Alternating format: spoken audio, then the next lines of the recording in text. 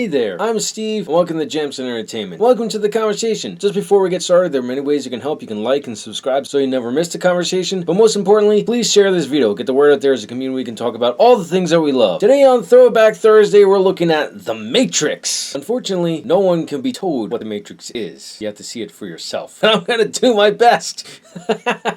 I couldn't help myself. The Matrix, I'll just start with my very first reaction, which is going all the way back to 1999, but I think I saw this in like 2000. My childhood friend Chris told me, you have to watch this movie. It's called The Matrix. It's absolutely amazing. Neo actually means the one. I was like, what are you talking about? And then I watched it and I was like, yeah, this is a lot of cool action. What are they talking about? I was completely and utterly clueless. Then I watched it as an adult and I understand the message a little more. Now every time I watch it, I learned something new about it. Well, because Matrix Resurrections came out, people are talking about it, and they're talking about the original Matrix. I'll go over what my first initial thoughts were when I finally figured out what they were talking about in the movie. We'll get to what's being talked about now. You know, I normally don't talk about anything that could potentially get political. When I do, you can probably see that I'm not comfortable talking about it because I don't want this channel to be like that. I want this channel to be about movies and pop culture. So my first realization of what the story is about, the collective versus the individual, or big government versus small government, which the individual would be the smallest form of governing out there. You'd be taking on your own responsibility. For the longest time, and I think with most people, the red pill and blue pill was the difference between staying asleep to what's going on in the world and being aware of what's going on in the world. Not necessarily awake to it or woke to it, a term that is taken on a whole new meaning, like a lot of other things have taken on a whole new meaning, but we won't go into that. Just the red pill was you are aware of what actually goes on in the world and have an idea of how it works, and the blue pill is you follow whatever the mainstream narrative is. Then I learned and have thought of this is like a gateway movie into simulation theory. The theory that this is not real. This is a computer simulation and we are avatars, or as the Matrix would call it, residual self-images of what we would project ourselves, perceive ourselves to be, or how we would want people to see us. And that's just a small illusion of what we'll talk about later. To kind of tie in what we'll be talking to later, I think The Matrix more retells the story of tyranny versus individual freedom. It also brings a little philosophy into action, which aside from probably kung fu films, really wasn't philosophy in action films. So The Matrix popularized that. And the philosophy of what is real? What is reality? Morpheus gives a possible answer by saying real is based on sight, sound, feel, touch, and taste, and real is simply electrical signals interpreted by the brain, which he's technically not wrong.